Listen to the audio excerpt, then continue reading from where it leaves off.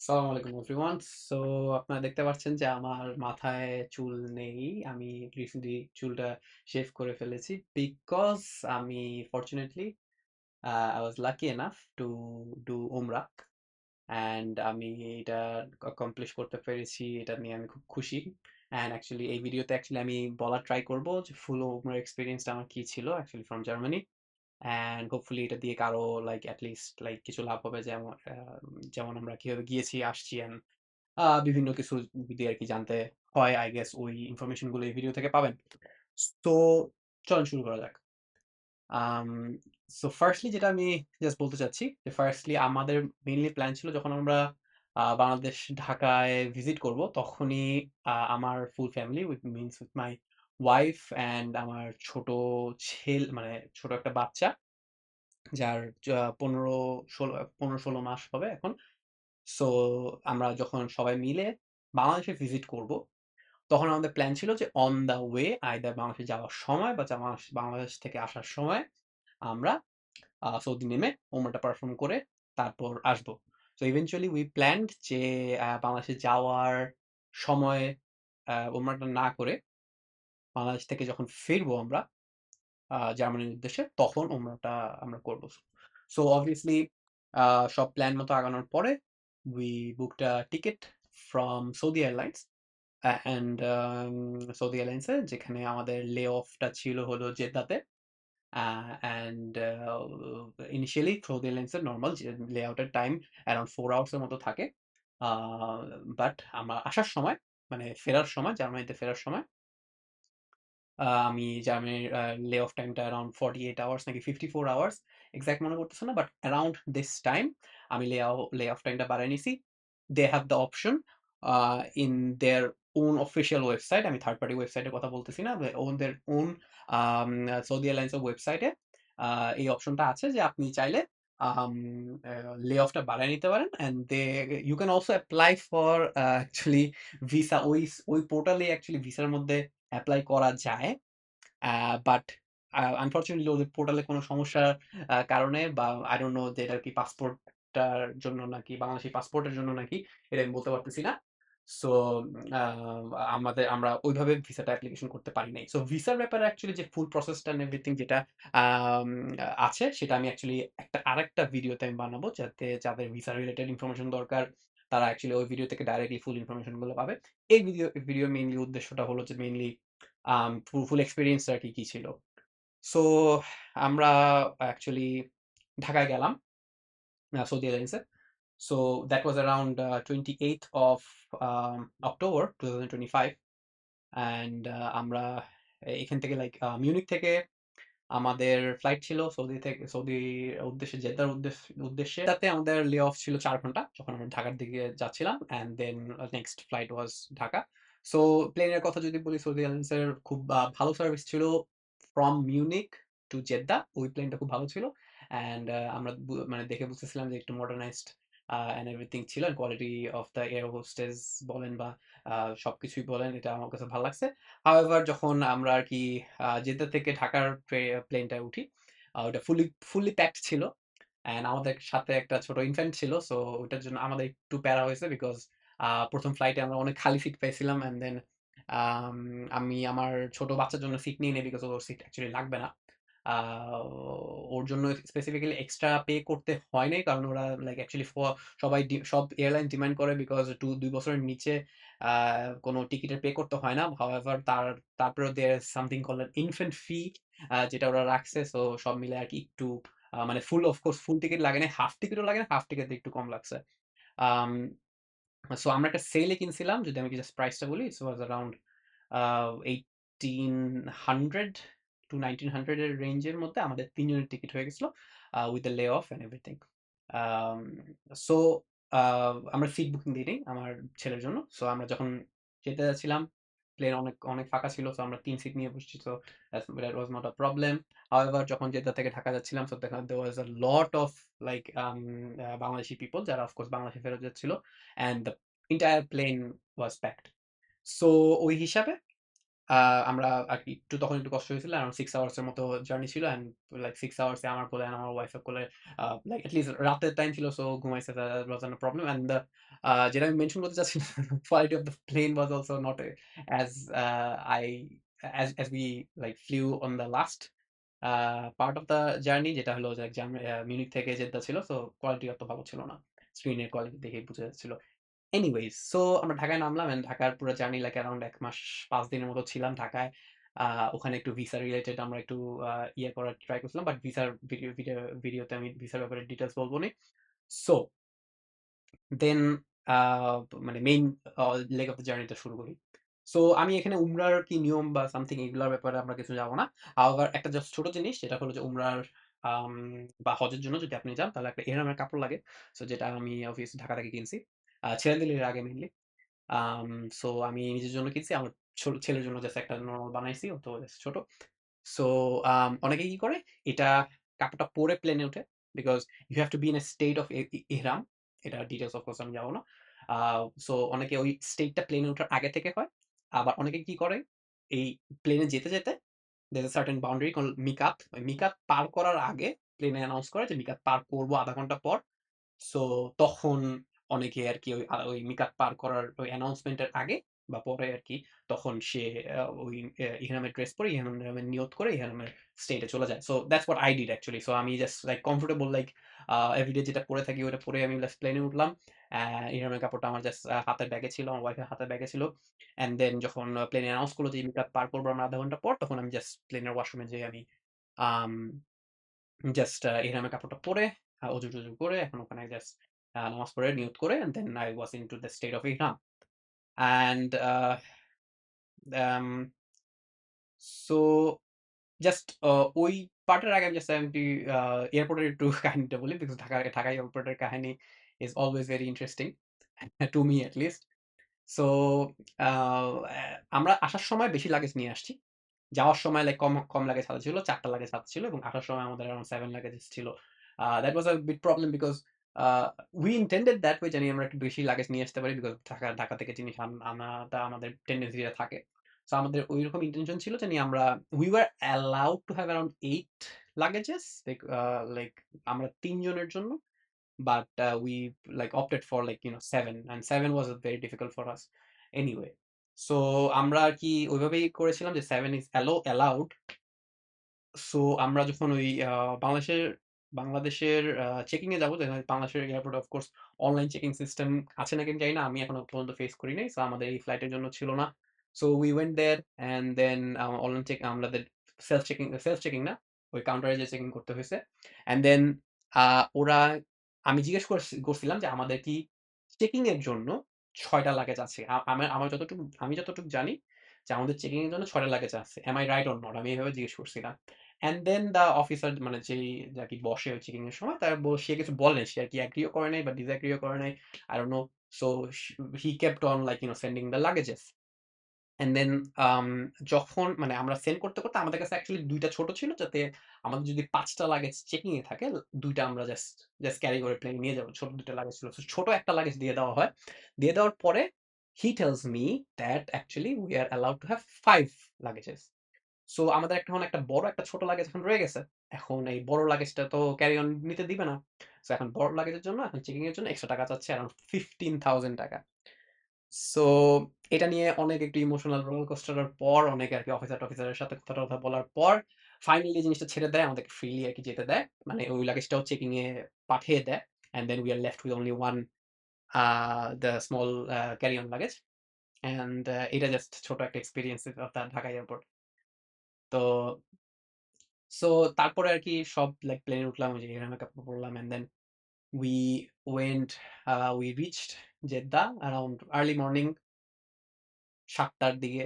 And then ওখানে আমরা নেমে আরকি আ অ্যাজ আমরা ইহরামের কাপড় পরা আমাদেরকে ওই নেমে আরকি আমাদেরকে সেপারেট করা স্টার্ট করল। The people who are not wearing the ihram কাপড় and then the people who are. So they are like separating those and আমাদেরকে একটা স্পেসিফিক জায়গা দিয়ে যেতে বলতেছে। আমাদের অ্যাকচুয়ালি এখন আমরা বাকিদেরকে এখন ফলো করতে, করতে যেতে হচ্ছে। আমরা লাইন ব্রেকও করতে পারতেছিলাম না। অ্যান্ড দেন যখন আমরা এয়ারপোর্ট থেকে বের হই, যে এক্সিটটা দিয়ে আমরা সবাই বের হই, সবাই কি হচ্ছে একটা স্পেসিফিক বাসে উঠতেছে। সো আমাদেরকে বাস পয়েন্ট করতেছে। বাট আমরা তো বাস পয়েন্টের আরকি ইয়েতে না। সো আমাদের মেইনলি প্ল্যান ছিল অ্যাজ আমরা খুব কম টাইমের জন্য আরকি আসতেছি, অ্যান্ড আমাদের মেইনলি আ এ উমরা করাটাই হলো টার্গেট। সো অ্যাজ আমাদের লাগেজও বেশি হাতে। সো আমাদের প্ল্যানটা ছিল হলো যে জেদ্দা এয়ারপোর্টের মানে কাছে, সবচেয়ে কাছে একটা Airbnb নেওয়া জাস্ট ২ রাতের জন্য, ৩ রাতের জন্য। আম আ ওখানে Airbnb টা না, সুন্দর করে একটা বড় ট্যাক্সি করে Airbnb তে চলে যাওয়া। অ্যান্ড দেন ওই জেদ্দা থেকে আমরা ডাইরেক্ট ধরেন ট্রেনে হোক বা গাড়িতে হোক, আমরা ডাইরেক্ট মক্কা যাবো। দিনে যেয়ে দিনে, কারণ ওমরা করতে অ্যাকচুয়ালি বেশিক্ষণ লাগে না। দেন দিনে গিয়ে ওমরা করে দেন রাতে ফেরত আসবে, এরকম একটা প্ল্যান ছিল। সো আগে থেকে আমি লাইক Airbnb এন্ড এভরিথিং বুক করে রাখছি। সো আমাদেরকে পয়েন্ট করা হচ্ছিল লাইক যখন থেকে এয়ারপোর্ট থেকে বের হয়ে আমাদেরকে পয়েন্ট করতেছিল বাসের দিকে। সো আমরা তো বাস-টাস চিনি না, বাস-টাস বুঝতেছি না। They don't even speak like good English sometimes. And ওখানে আরবিটা বেশি চলে অ্যান্ড সামটাইমস উর্দু। আম উর্দুটা এটলিস্ট জানি। আরবি তেমন কিছুই জানি না কথা বলার মধ্যে। সো আমরা জাস্ট একটু বুঝায় বলতে চাচ্ছিলাম যে আমরা অ্যাকচুয়ালি বাসে উঠবো না। আমরা আরকি প্রাইভেট কার বা Uber বা Bolt বা স্পেসিফিক পরে ওরা আরকি আমাদেরকে লাইন ব্রেক করে আরেকটা দিকে যেতে দিছে, যেখানে হলো অ্যাকচুয়ালি এই pickup drivers' like Uber, Bolt এই টাইপ অফ ইয়েগুলো আসে। সো যে জিনিসটা আমি আরকি বলতে পারবো আপনাদেরকে সেটা হলো Uber ওখানে ভালো চলে, এবং Bolt নামের একটা জিনিস আছে যেটা জার্মানিতে অ্যাকচুয়ালি আ যে Bolt স্কুটারস আছে। So I guess Bolt app সবার, মানে জার্মানিতে যারা থাকে তাদের কাছে Bolt অ্যাপটা থাকে। সো Bolt অ্যাপটা যদি থাকে তাহলে অটোমেটিক্যালি আপনার আরকি Bolt এর গাড়িও আপনি ওখান থেকে পাবেন। Bolt এর ওখানে গাড়ি চলে। সো আ ওখান থেকে আমরা একটা বোল্টই আরকি অর্ডার দেই, বড় একটা বোল্ট। সো বোল্টটা একটা পিকআপ লোকেশনে আসে।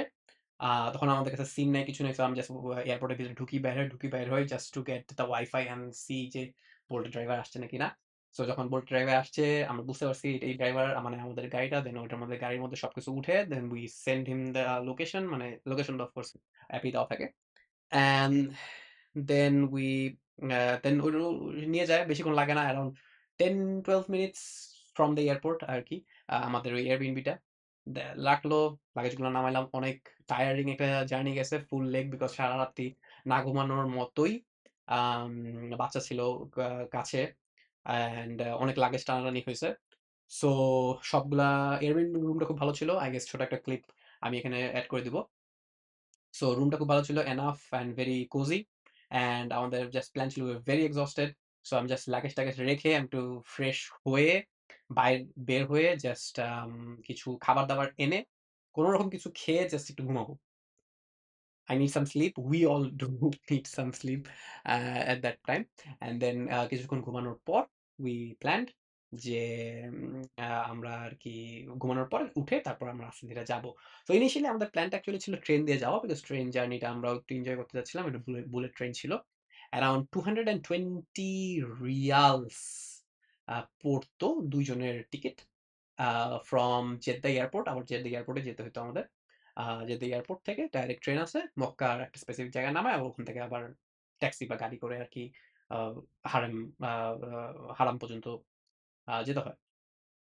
সো এরকম ইনিশিয়ালি প্ল্যান ছিল। সো আমি জাস্ট একটু ঘুমিয়ে উঠি। Then we will book the tickets for the train.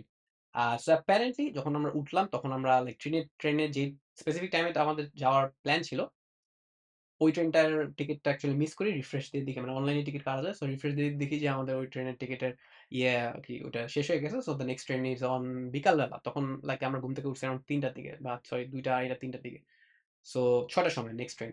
৬ টার সময় পৌঁছাবো, ৭ টার সময় অ্যান্ড দেন আবার উমরা করে-টরে ব্যাক, মানে it's it's a very like বেশি লেট হয়ে যাচ্ছে। আর আমরা তো এহরাম স্টেট আছি, এহরাম স্টেটটা ভাঙতেও পারতেছি না। এহরাম স্টেটে অনেক কিছু স্পেসিফিক জিনিস করা যায় না। নক্কাটা অ্যান্ড এভরিথিং অনেক মানে ভাবে থাকতে হয়। সো আমরা মানে এহরাম স্টেটটাকে ধরে রাখতে হবে। যতক্ষণ পর্যন্ত আমরা উমরাটা না শেষ করি।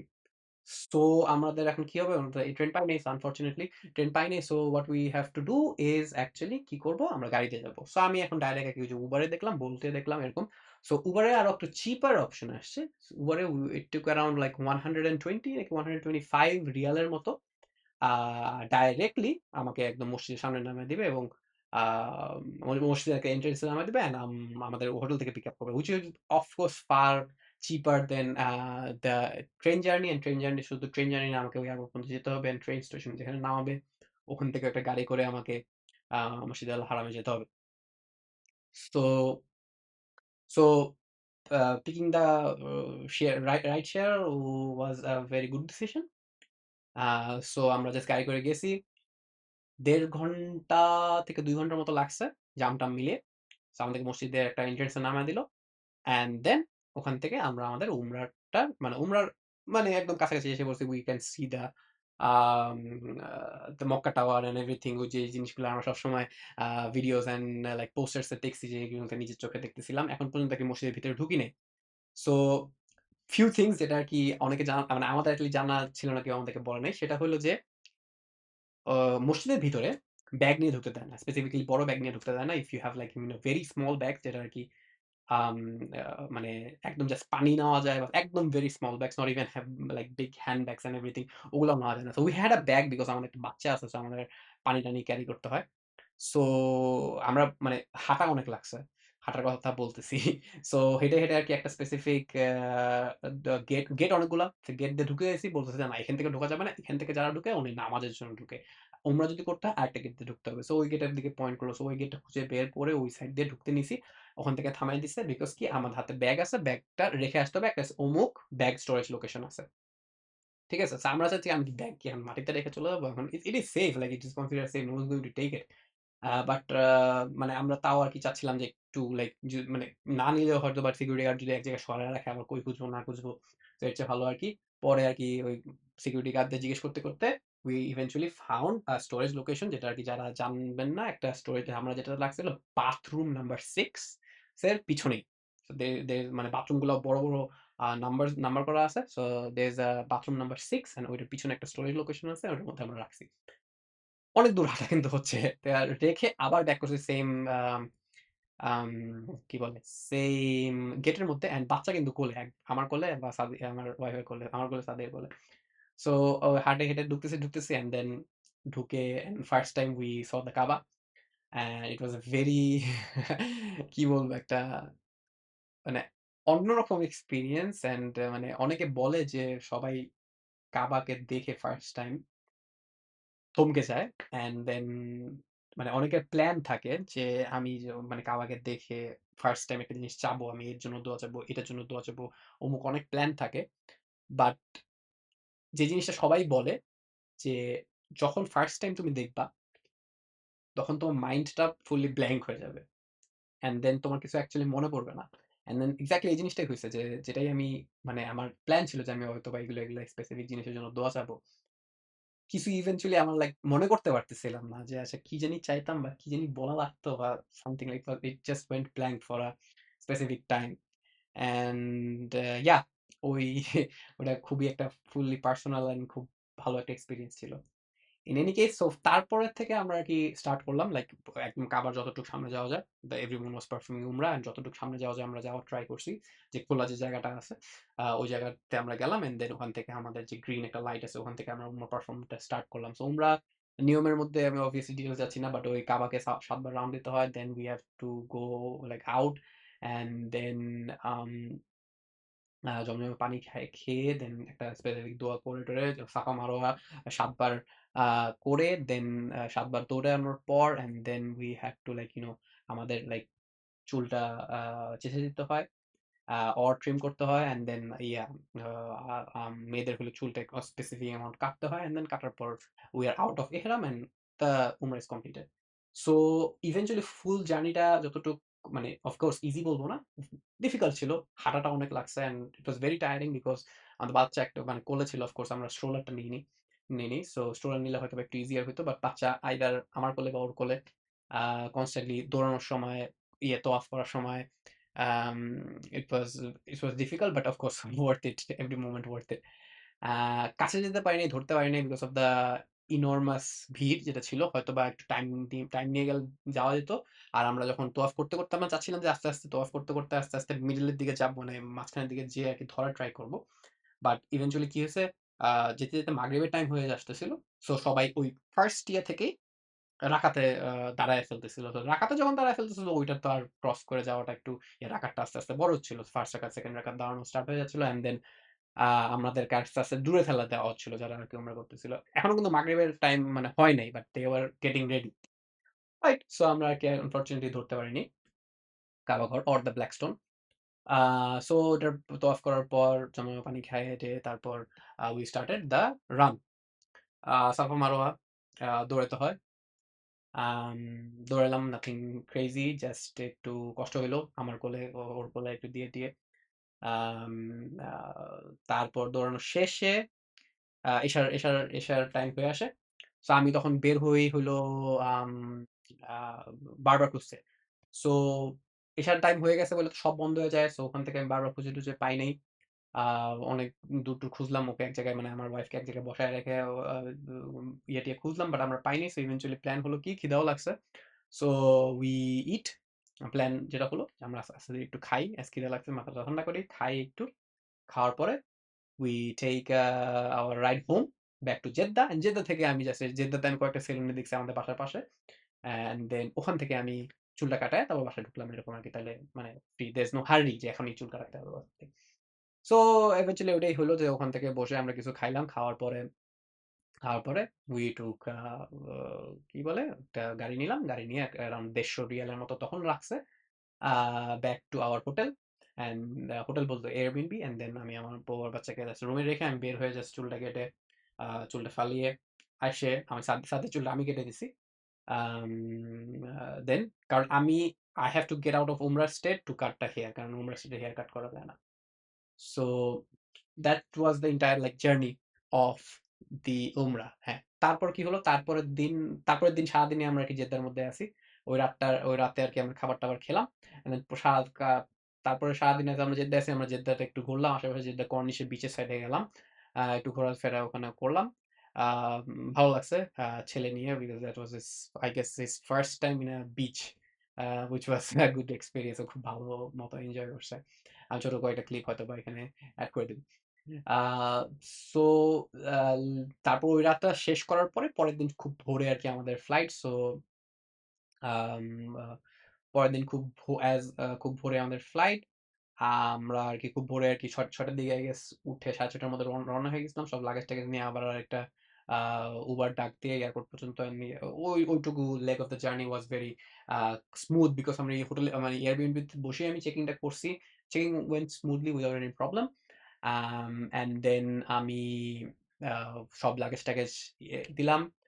আ ওরা এই ভুলটা আরকি, ওই যে ভুলটা ফার্স্ট আরকি বাংলাদেশে করলাম, ওই ভুলটা আরকি এখানে করি নাই। ছোটটা দেই নাই আগের থেকে। আগের থেকে আমি সিউর হয়ে ওরাও ফার্স্ট এ বলছে হ্যাঁ ৬ টা। সব বড়গুলো আগে দিলাম। বড়গুলো আগে দেওয়ার পর লাস্টে বলতেছে, ছোটটা যখন উঠাইলাম, ছোটটা বলতেছে, "না, তোমাদের তো ৫ টা অ্যাকচুয়ালি, সো এটার জন্য তোমাদেরকে অ্যারাউন্ড 800 রিয়ালস দিতে হবে।" আমি বললাম যে, "আচ্ছা ঠিক আছে, না এটা আমরা হাতে নিবো। Is that okay?" আমি কই, "হ্যাঁ, আচ্ছা, that is okay." Um luggage weight এর জন্য অ ফ্লেক্সিবল। ফ্লেক্সিবল কিভাবে বলব? আমাদের লাগেজ ওয়েট অ্যাকচুয়ালি ২৩ সবগুলো ছিল। আমি জানি মানে লাগেজ ওয়েট অ্যালাউন্স হলো ২৩ ছিল।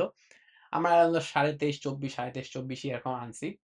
আ কিছু রিঅ্যারেঞ্জ করছি জেদ্দার ইয়াতে, এয়ারবিএনবি এর মধ্যে কিছু রিঅ্যারেঞ্জ করার সময় যখন আমরা লাগেজটা আবার মাপলাম এয়ারপোর্টে যেয়ে, আ তখন সবগুলো ২৫, ২৫, ২৫, ২৫ and that was not a problem. একটা ২৬ ছিল, ২৬ এর মধ্যে কিছু বই ছিল। সব বইগুলো বাইর করে হ্যান্ড লাগেজে নিয়ে নিছি।